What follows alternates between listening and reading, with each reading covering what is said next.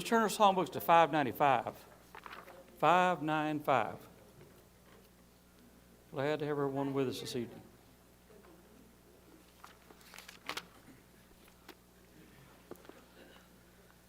I come to the garden alone while the dew is still on the roses, and the voice I hear falling on my ear, the Son of God discloses. And he walks with me, and he talks with me, and he tells me I am his own, and the joy we share as we tarry there, none other has ever known. He speaks, and the sound of his voice is so sweet the birds hush their singing, and the melody that he gave to me within my heart is ringing. And he walks with me, and he talks with me, and he tells me I am his own, and the joy we share as we tarry there, none other has ever known. I'd stay in the garden with him, though the night around me is falling, but he bids me go through the voice of woe. His voice to me is calling, and he walks with me, and he talks with me, and he tells me I am his own, and the joy we share as we tarry there, none other has ever known. Matthew 5, 13 through 16. You want to turn your Bible, or whatever you're reading the scriptures off of, your scrolls or your rock or whatever you're reading your scriptures off of there, to Matthew 5, 13 through 16. I've entitled this lesson, of course, the last several weeks we've been studying about being a servant. In order to be a servant, we got to think like a servant thinks. And of course, we're going through the Beatitudes here, and this is the servant mindset in each one of these Beatitudes, things we got to learn. Entitled this lesson tonight, did everybody get a lesson? Does anybody need one brought to their pew? We got guys back there that'll bring you a lesson right there to your pew. Okay, got a lady right down here that could use a lesson. Somebody bring those to her. Appreciate that. Very good. Matthew 5, 13 through 16. The influence of a servant. I'm convinced that this is the most underestimated thing in the Christian life, is influence. And that's the reason it's so important we study things like this, so we understand just what is our influence about. How are we really to be influencing other people? And some people are not influencing other people the right way because they don't realize the value and the importance of it. Begin in Matthew 5:13. You're the salt of the earth. But if the salt loses its flavor, how shall it be seasoned? It is then good for nothing but to be thrown out and trampled underfoot by men. You're the light of the world. A city that's set on a hill cannot be hid. Nor do they light a lamp and put it under a basket, but on a lampstand, and it gives light to all who are in his house. Let your light so shine before men that they may see your good works and glorify your Father in heaven. Very familiar text, very familiar scripture to us. But sometimes familiar things need to be examined more closely, because oftentimes we think because it's familiar to us, we must be doing it. Well, hearing it, knowing it, and doing it are two different things as far as concerned. Ours is a rough, or a tough, your first blank there is tough, rugged, wicked world. A tough, rugged, wicked world. It's aggressive, it's rebellious, there's rebellion, there's violence. Your next blank there's violence. Cutthroat competition and retaliation abound. Not just internationally, but also personally. Next blank there's personally. So this not just happened as far as nations are concerned, but also with people is concerned. What is true with nations is also true in homes. We are stubborn, warring people. It's amazing. We see this on the news all the time. Every time I turn around, somebody else is doing something towards somebody else as far as bad things are happening, and in their homes. The American home, according to the University of Rhode Island, is the most dangerous, you blank there's dangerous, place outside of riots and wars. The American home, where the fighting is going on, the bad things are happening. 30% of all American couples experience some form of domestic violence in their lifetime. 20% of policemen killed on duty are killed in family fights when they go do domestic things as far as people's homes are concerned. From 6 to 15 million women are battered in our nation every year. So many of those not reported, we don't know. But we know there's a minimum of 6 to as much as 15 million women battered every year. The heart, your next blank there's heart, of mankind is not getting better. It's getting worse. All the time. Worse all the time. Of course, part of this is because of population. The more people there are, the more people are doing violent things. That's just the way it works. It always has, always will. But when we think about our nation, I guess you're watching the news like I am at time to time and that kind of stuff. 10,000 people a day are coming into our southern border. 10,000 people a day are coming in that border. Well, they're not just hanging out down there around the border. They're being placed all over the United States. You know, some 70,000 people a week flooding in. Well, the more people you got, the more people you got doing violent things, causing violence and going on as far as concerned. So it's just part of our nation and our things. That's the reason this lesson is so valid and so important for us to study tonight. What do we do about these things? How are we supposed to feel, act, think? What possible influence, your next blank there's influence, could a servant described in Matthew 5, 1 through 12 have on a hard, hostile society like ours? How much impact? Your next blank there's impact. How much clout do the poor in spirit, gentle, merciful, pure in heart, peacemakers actually have? How much impact can we really have as far as our lives are concerned, the people, the situation is concerned? Some may say we have about as much influence as a pillow fight. Your next blank there's pillow fight in a nuclear war, that we have no influence at all. They're wrong. They're wrong. We have lots of influence. It's amazing what we can do. As we study this lesson, we'll understand those things. Odds are against us, some people say. Servants of Jesus are always in the minority. Next blank there's minority. Always have been, always will be, but in the minority doesn't mean there's not things we can do. Such a small remnant of society and of people. We're so skeptical. We say, can our presence do much good? It's pretty much wasted effort, some people think. But Jesus didn't look, next blank there's look, at it this way. Jesus saw it different. He wants servants to see it different. If you're not seeing it different, it's because you haven't studied it. You're not into it. You don't realize what's really going on. Yet he didn't deny the battle, because when we look at Matthew 5, 10 through 12, we looked at last week, he explains about it. Blessed are those who are persecuted for righteousness' sake, for theirs is the kingdom of heaven. Blessed are those when that are reviled and persecute you, and say all kinds of evil against you falsely for my sake. Rejoice and be exceedingly glad, for great is your reward in heaven. For so they persecuted the prophets who were before you.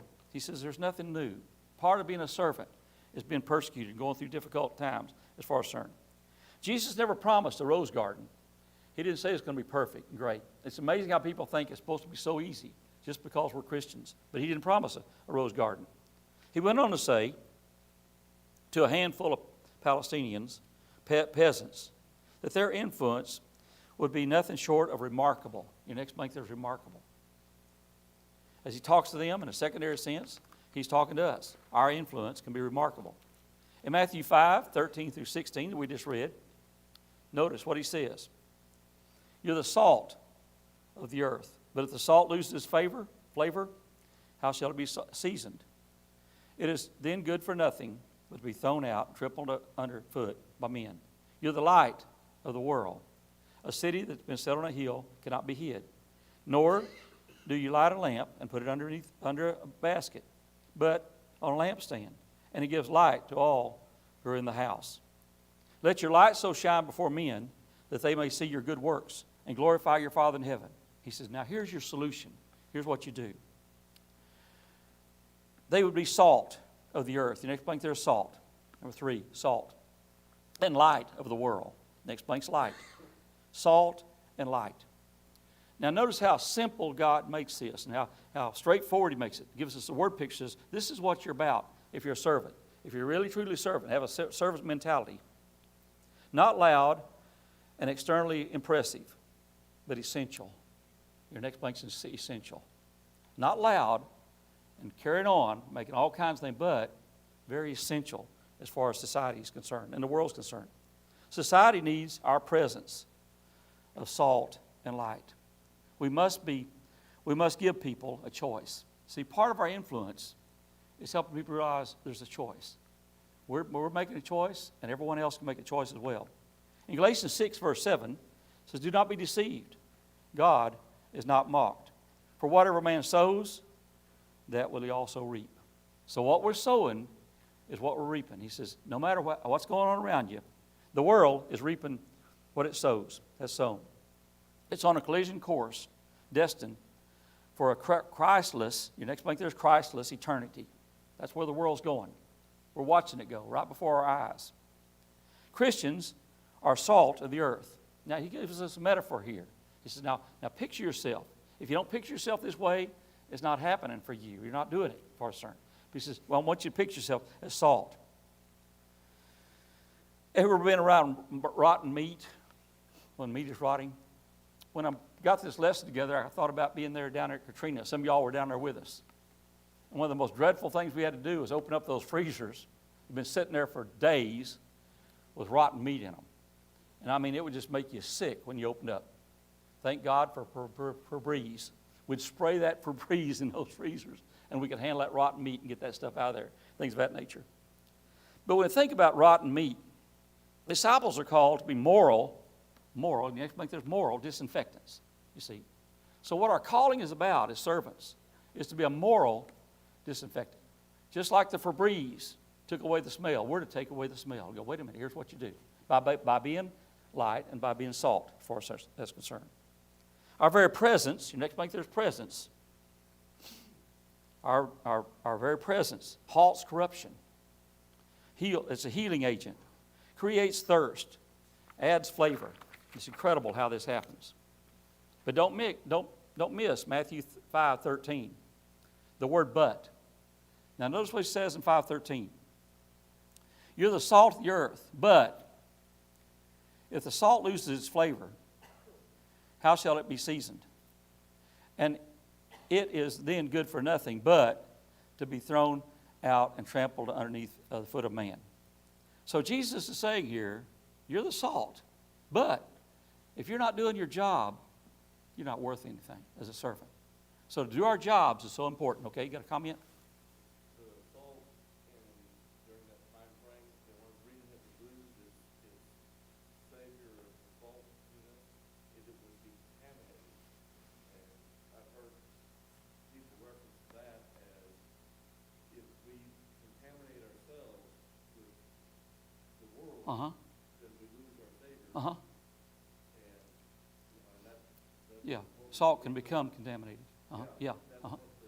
Yeah. Right. Something that they would understand. Yeah. Contamination. Yeah. Not any good for anything anymore. Good for anything. Yeah, exactly. Trampled in foot. Yeah. As we as Christians, if we contaminate ourselves, then we're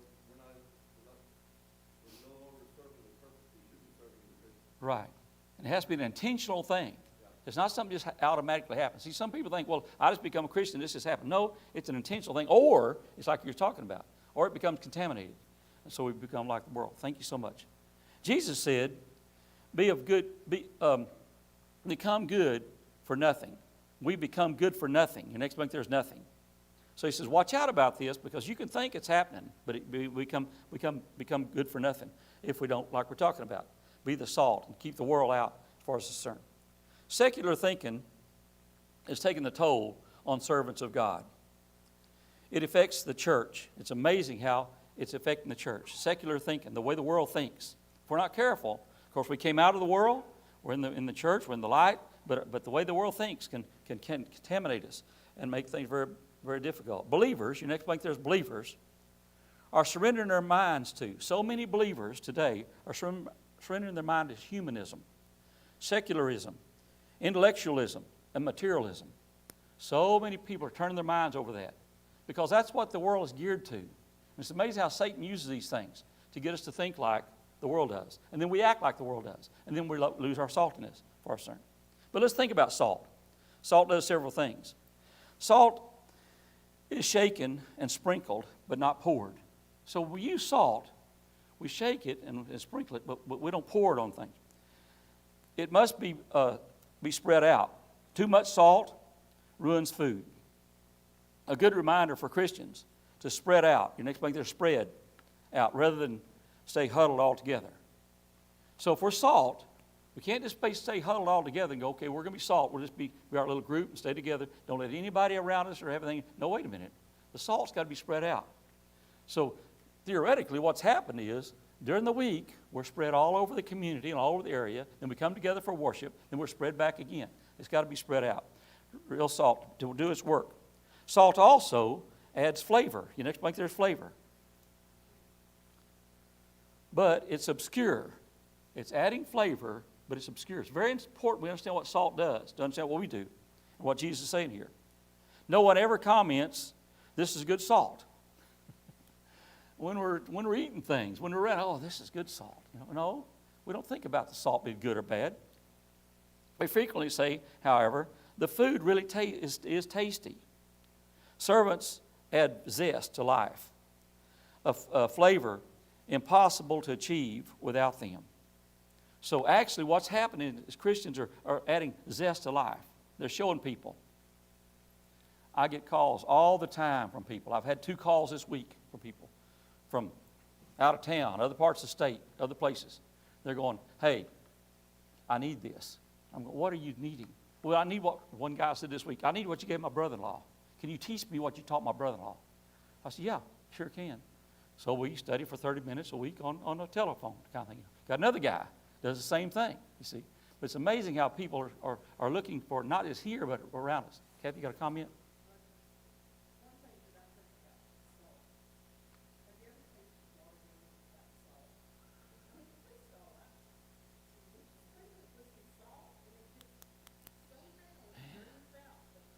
Yeah. A lot of things like that. Watermelon, different kind of things that we eat, or vegetables, different kind of things. A little bit of salt goes along. Too much salt, though, runs your blood pressure up. Got to keep that in mind.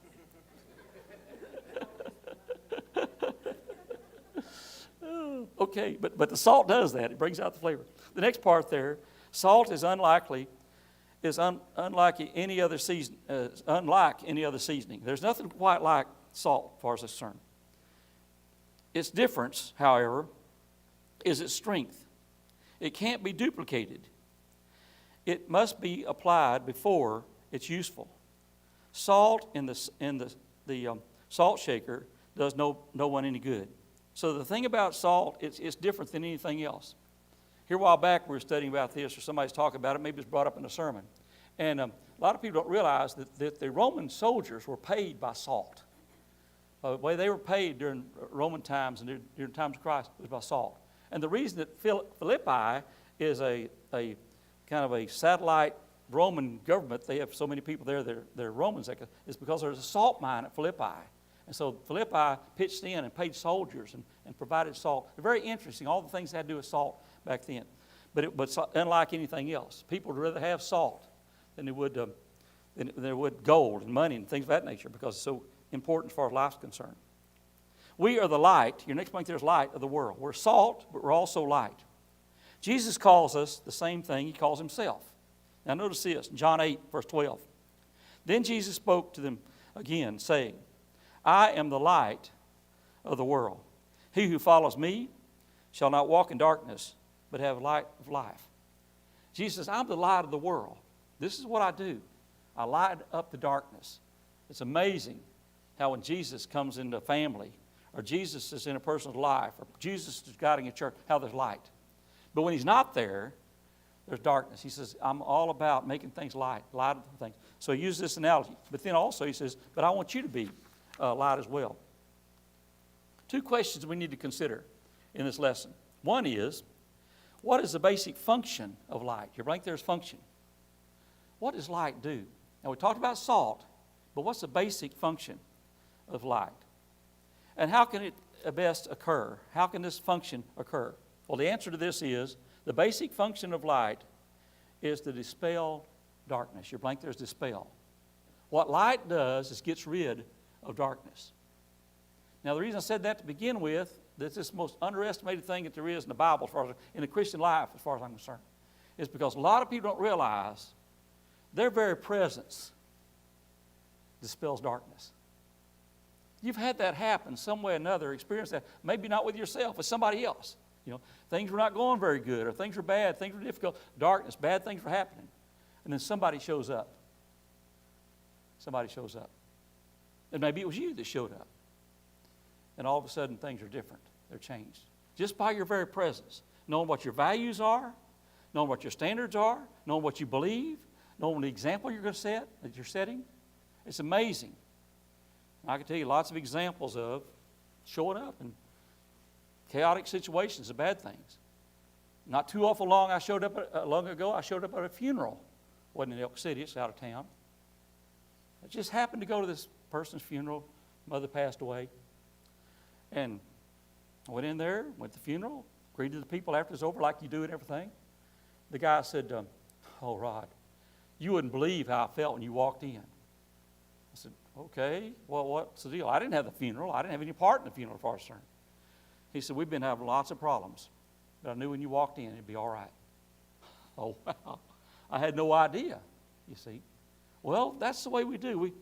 Our very presence makes a difference because we bring in the light into darkness. And that's what Jesus is saying here. So a basic function is to dispel darkness. Best occur not hiding the light. It's not a rabbit hole religion. So the way we dispel darkness is by not hiding the light. Jesus says, set it on a hill, sits on a hill or on a lampstand. Now don't misunderstand this part, because you don't have to go out and lead some group. You don't have to preach a sermon. You don't have to be before the group. But when you come in to a situation with people, might be with your family, might be with friends, might be with enemies. But when you come in, things are different if you're letting your light shine. Now, a lot of people don't let their light shine. I remember being on a job years ago, worked several months on that job. A fellow met me in the parking lot. You may have heard me tell the story. A man who had a bad reputation. He walked up to me and he said, I want you to know you're not the only Christian on this job. I said, oh, there's another one? And he said, yeah. And I said, where's he at? I want to meet him. He said, I'm it. I'm him. You're a Christian? He said, I live in the shadow of the cross. I said, oh, okay. Well, all right then. And he said, well, I just want you to know you're not the only Christian here. And I said, well, it's nice to know there's another one here, but we got to set an example for these guys and do the right thing for them, that kind of stuff. It's nice meeting you, and I walked away. I thought, wow. He wasn't letting his light shine. That's not just in construction. That's in all kinds of things as far as concerned. But so many times we think we are, and really we're making a disgrace of the Christian life instead of doing the right thing as far as concerned. But sit on a hill. Yes, sir. Maybe he needs to get out of the shadow into the light. The light, yeah.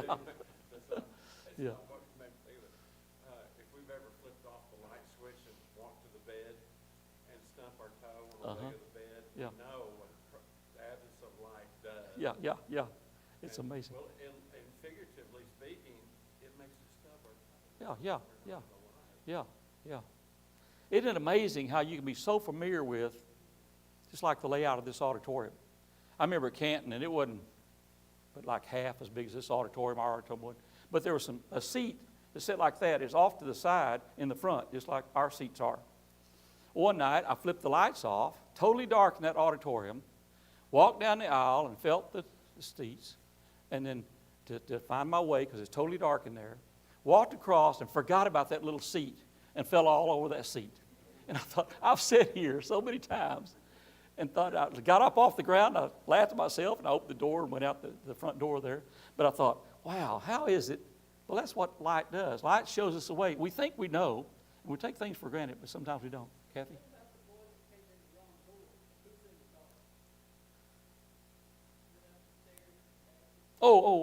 Yeah, I was baptized a guy one time, going to baptize a guy, and he didn't know how the baptistry was set up.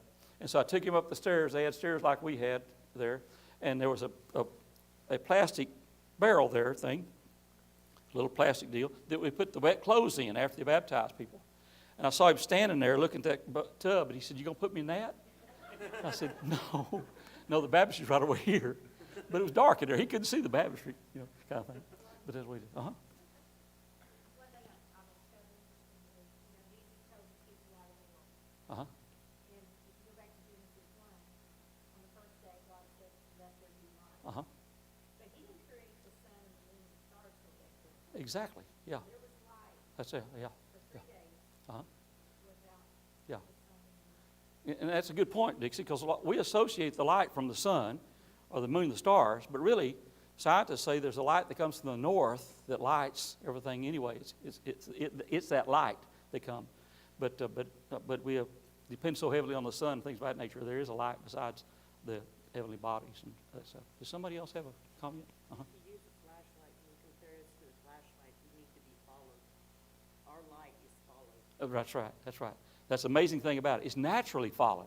And you've had that happen before. You didn't have a light or somebody did. You naturally go with the person that's got the light or that's showing the light, things of that nature. So the whole thing of light is just so subtle, but at the same time, it works. And that goes along with the next part here as far as that's concerned.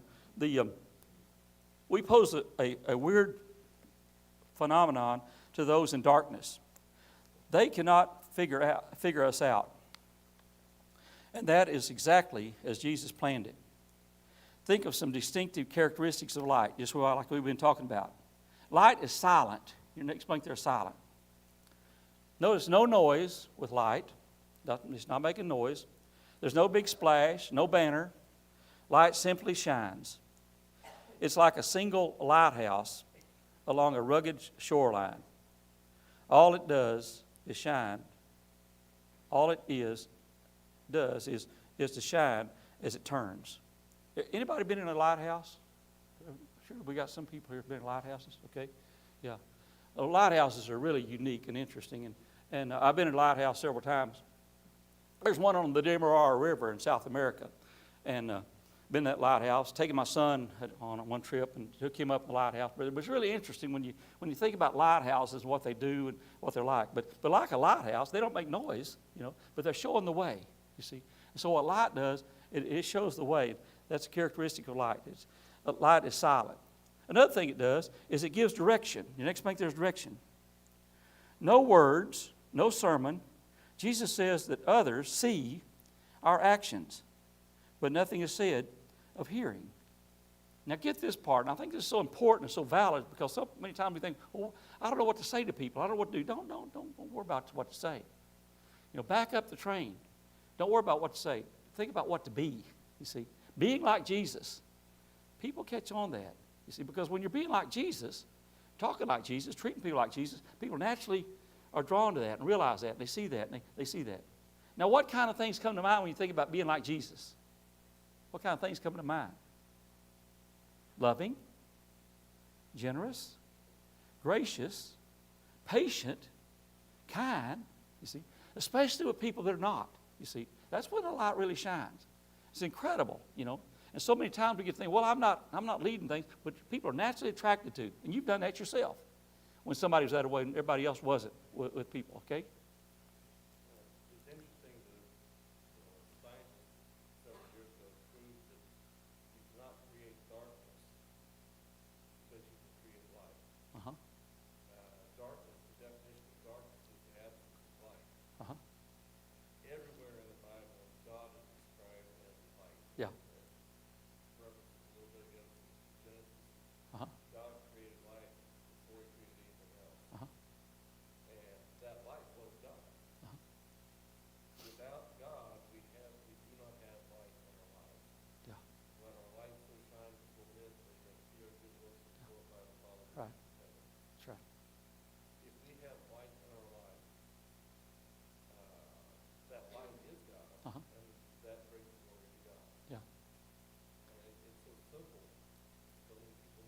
Oh, yeah. And it's just one of the most one of the easiest things to miss that people don't get oftentimes. Okay. Uh-huh. Uh-huh.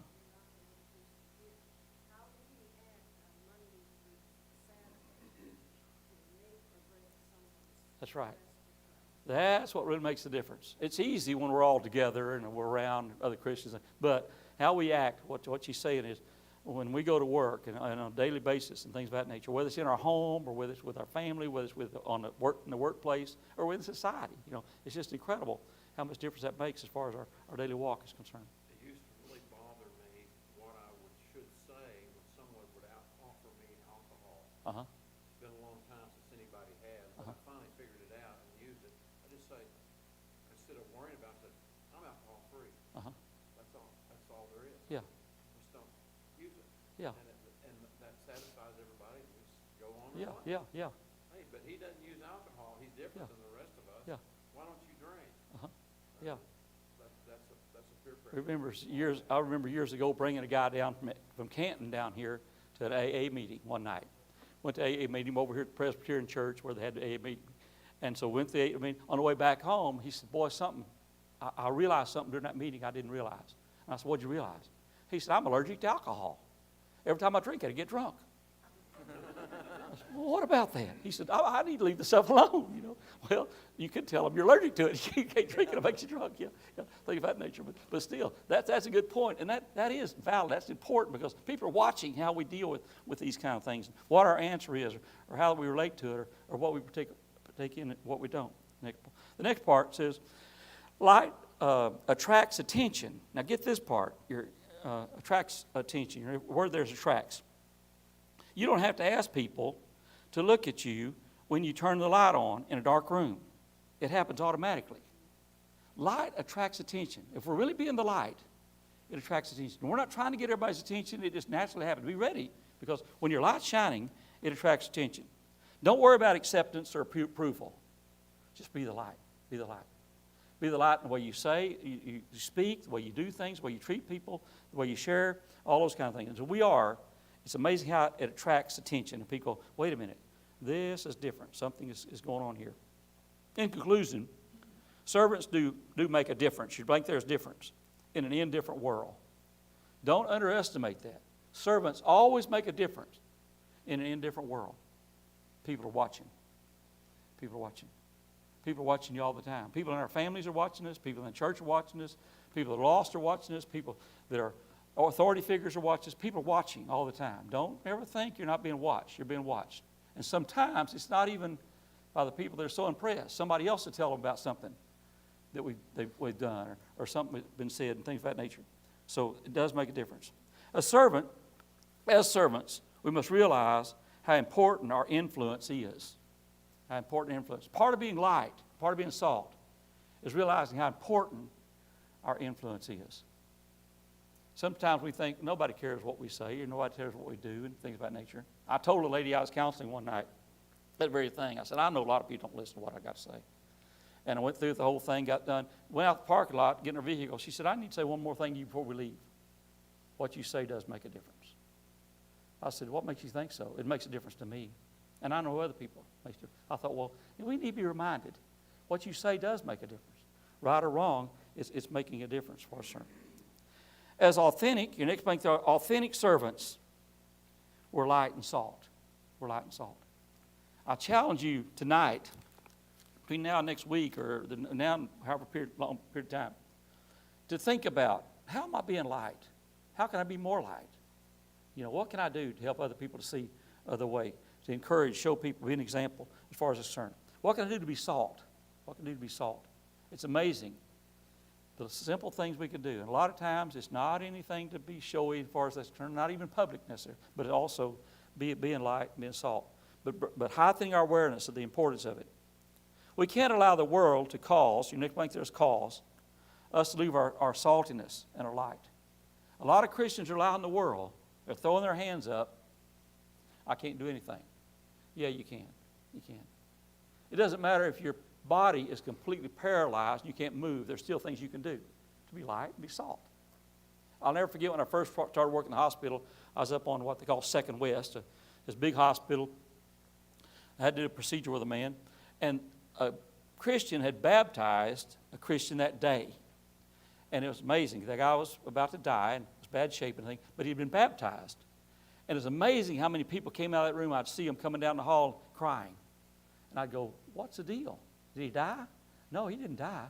He's trying to convert me. He's trying to get me to become a Christian. He's trying to get me to talk about God, things of that nature. Well, that's wonderful, and it was needful and help people. But at the same time, don't wait until it's too late to be the light and be the salt. Do it now, you see. I think Christians should live like this is the last day of their lives.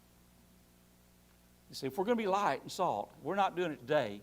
Probably not going to do it later on, you see. But if we'll do it today, right now, tonight, what would you do if you knew tonight was going to be the last night you ever have, you know? Who would you contact? Who would you talk to? Who would you share with? Who would you tell you loved them? Things of that nature. It's amazing how these things get put off too long. But salt and light is that a way. But many times Christians allow the world to distract them from being the light and the salt they should be. We must glorify, next thing there's glorify God. This is the way we glorify God, is by being light and being salt. We can't earn or afford or merit our salvation. He gives us grace as a free gift. Ephesians 2:8 tells us that. At the same time, as we're light and as we're salt, we're really showing our appreciation for the great gift that He's given us, for His grace, allowing His grace to flow through us to others as far as concerned. Now, one of the important things about light and salt and talking about this is, as we share it, things naturally get better. We naturally do better as we share it, you see. Just like sharing the salt and sharing the light. But as you share it on a daily basis, and you talk to people, think about, how are they being light? How can I be like them as far as light's concerned? How can I be the salt that they're being? I shudder to think about what my life had been like if I hadn't had the light and the salt of people around me, in my family, and in the church, and people that I knew, kind of, because they set that example.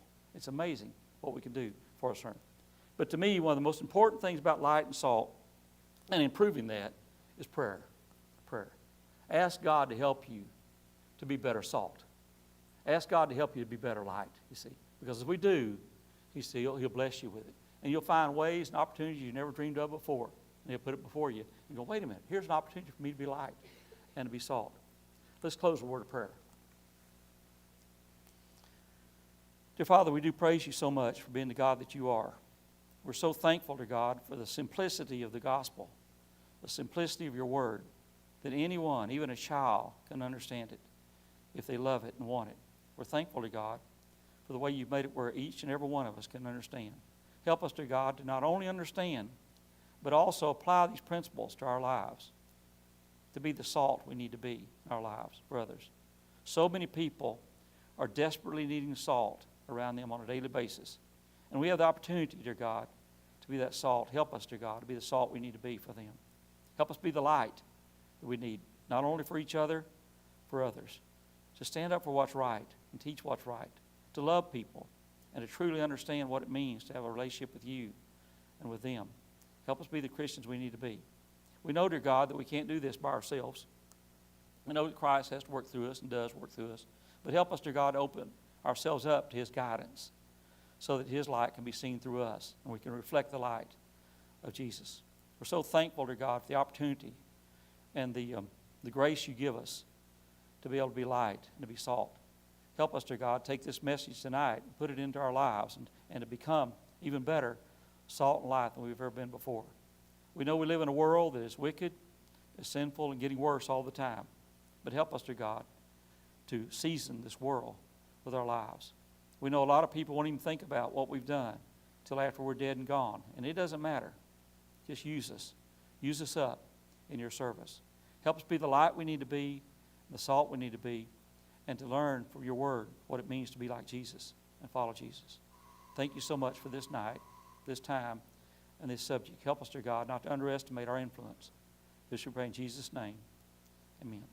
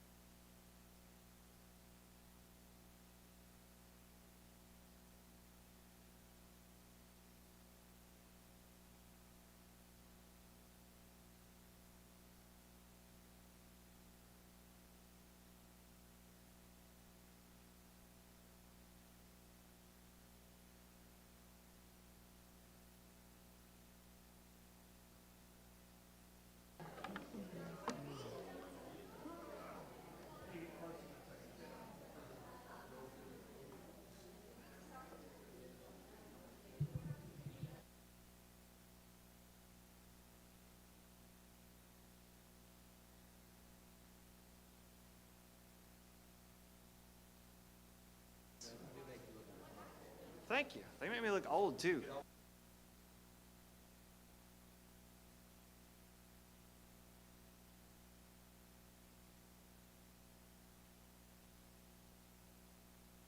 Oh, yeah. Let me figure out where my notes went, too. Just wing it. I did, but I had notes for this one. Well, it was good stuff, though. Oh, here it is. It's good stuff. I need notes for the good stuff. This microphone is very sensitive. I didn't know if y'all knew that. I'm far away. I have a few announcements before we get started. Our graduating high school senior this year is Kyron Winery. We have a gift table set up in the. This is why I don't like announcements. I should have just let Gant do it. In the foyer. QMCC camp registration is now open for June 11th through 17th, grades 4th through 6th. Is it just 4th through 6th that's open? Or does that seem wrong? Okay, 4th through 12th. I was about to say, did they do the registration in sections? Teachers are needed for the upcoming quarter. If you can teach, please contact me or the church office. We need teachers, helpers, tour guides, monitors, volunteers of all sorts for VBS this July. If you can help, there is a sign-up sheet in the foyer. This Sunday, there will be a teen devo, as always, following the evening worship service. And May 13th is the QMCC workday, and it also says 916 on here, but I think that's probably the invitation song now that I think about it. 916 will be the invitation song. How many of you like to read? You like to read? That's a good. Oh, Gant does not like to read. I like to read, and sometimes I like to read books that would be probably classified as self-help books. One of those books that I enjoyed was 7 Habits of Highly Effective People. I haven't finished it yet, but there are 3 habits in there that are pretty, well, all of them really, are firmly rooted in biblical principle. And when we apply them to Christianity, they can make our Christianity, imagine this, more effective. So I want to go over 3 of those today. These are the 3 beginning habits of highly effective people. And I want us to take a look at it from a spiritual perspective. Number 1, be proactive. This is what we talked about in Bible class over in the teen class today, is being proactive. James 4:17 says, to him that knoweth to do good and doeth it not, to him it is sin. I want you to think about something. How many opportunities have you missed? I'm going to use this as an example of my life. In 2011, I got out of college. It's also when Bitcoin started to, creep its ugly head out of the sand. I thought about it and I did the math, and I shouldn't have done the math because it made me very sad. If I had put in just half of my paycheck into Bitcoin and sold it in 2020, I did the math of how much I made. Now, I made $400 every other week at my job. $400. That's not a lot of money, right? It wasn't. I'll tell you it wasn't. But to a college student, that was gold right there. If I had taken half of that, which is $200 every 2 weeks, and I worked there for a year and a half, and I put that into Bitcoin today, I would have $5 billion. Isn't that a lot of money? Think about that as a missed opportunity. You know what I was not looking for at the ripe young age of 20? Opportunities. I wasn't looking for them. And I thought about it. How many of those opportunities I missed because I wasn't looking? My eyes weren't open to the opportunities. How many opportunities as Christians do we miss to be effectively teaching people the gospel, effectively doing good, because our eyes are closed? Because I'm not paying attention. I'm not looking for those opportunities to do good. Number 2, Hebrews 12, 1 through 3. I want you to think about this aspect. Begin with the end in mind. How many of you have ever ran something? Run a race, run a marathon, run I haven't run a marathon. I will probably never run a marathon. In my opinion, the worst thing ever is running. And the Bible backs me up. It says the wicked run when no man chases him. But Paul, or whoever the author is of Hebrews, I'm saying Paul, and in many other places, the Bible will use running as an example. Wherefore, seeing we also are compassed about with so great a cloud of witnesses, let us lay aside every weight and the sin which doth so easily beset us, and let us run with patience the race that is set before us. Now I'm going to tell you a little funny thing about myself, because I don't look like I would do this. Several years ago, I took an exam to get into the police academy. I know that's funny, looking at me. Don't laugh too hard. But I did. I passed most of it the second time I took it. First time I took it, one of the things you start out with a sprint. You try to get to the other end as fast as you can, right? I ran too fast. I got really top scores on that sprint, but I used all my energy when I did it. I was out of breath. I couldn't do the rest. I couldn't do a push-up because I had used all my energy. I didn't begin that race with the end in mind. I did it again. I ran slower on that first part, and I passed with flying colors, and I got to everything. And then I think it worked out. I pulled a muscle when I was running the 1.5 miles. I pulled a muscle in my leg, and I could not run. Worked out. I'm happy it worked. Things worked the way they did. But that second time, I began with the end in mind, and I was able to more effectively finish, right? How many people do you see sprinting through a marathon?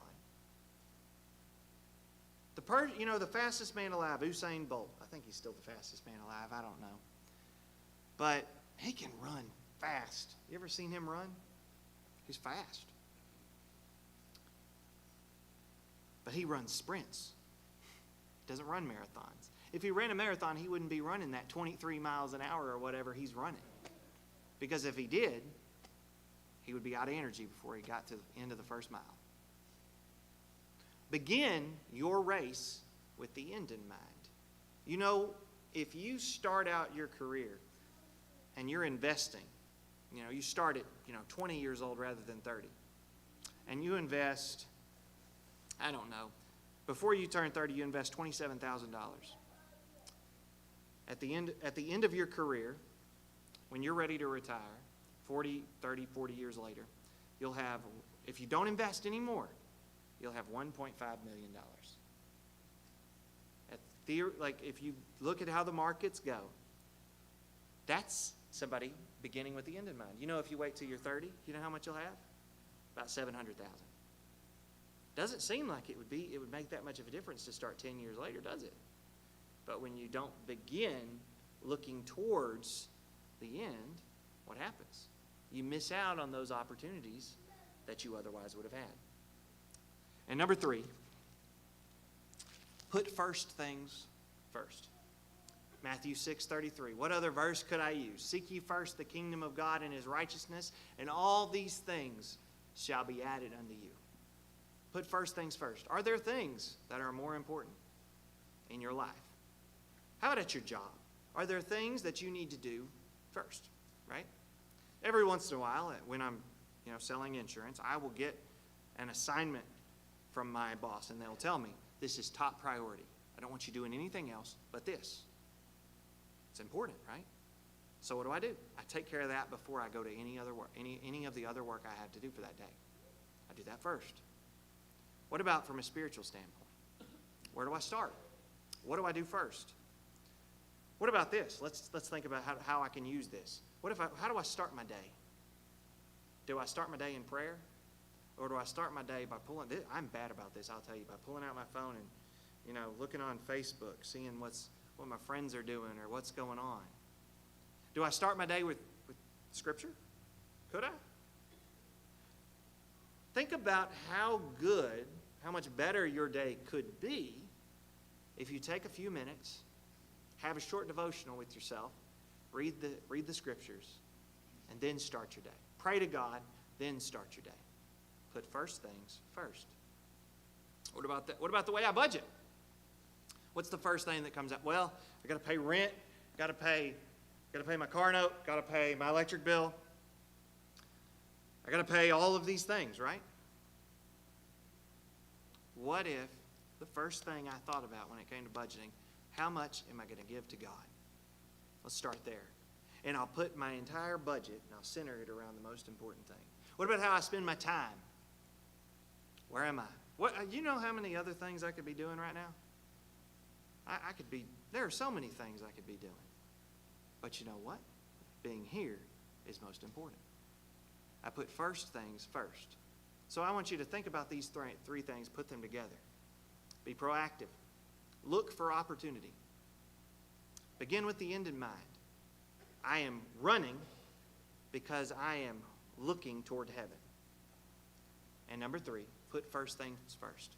Keep those most important things, that being Jesus Christ and His church and doing good. Keep those things first. If there's anything you need, won't you come while we stand and while we sing?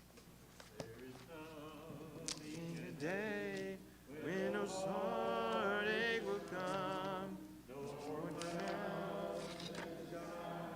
No more tears to dim the eye. All is peace forevermore on that happy golden shore.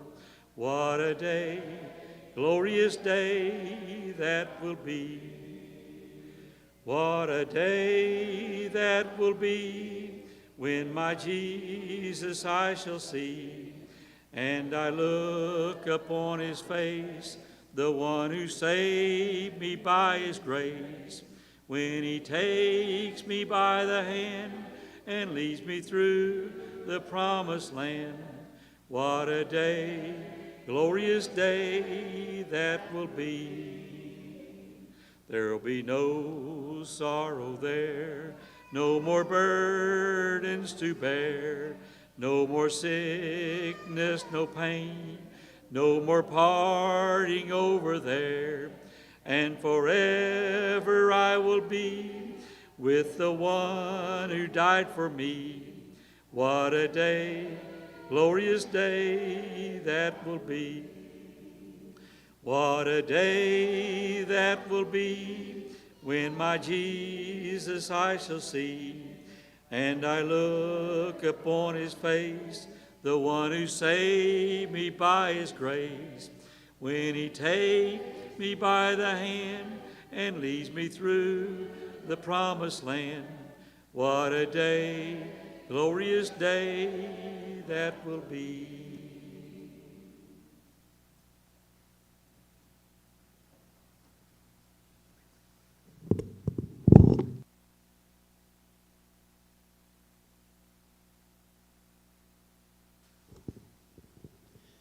Would you bow with me, please?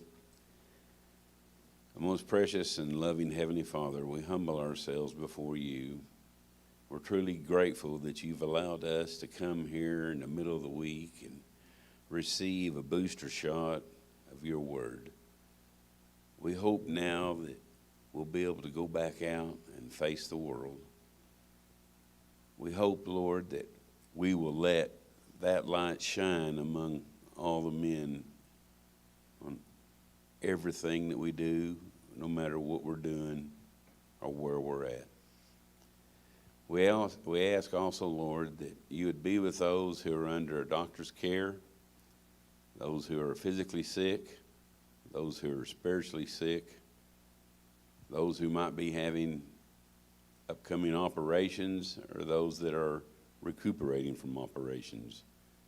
We ask a special prayer for this time for Judy Potter and the upcoming surgery that she's going to have. We ask that her outcome will be what she wants, and that she will mend and get back to her much wanted health after the recovery. We ask now, Lord, that you would be with each and every one of us, guide and watch over us, but most of all, we ask that you'll bring us all back at the next appointed time. And these things we ask in Christ's most precious name. Amen.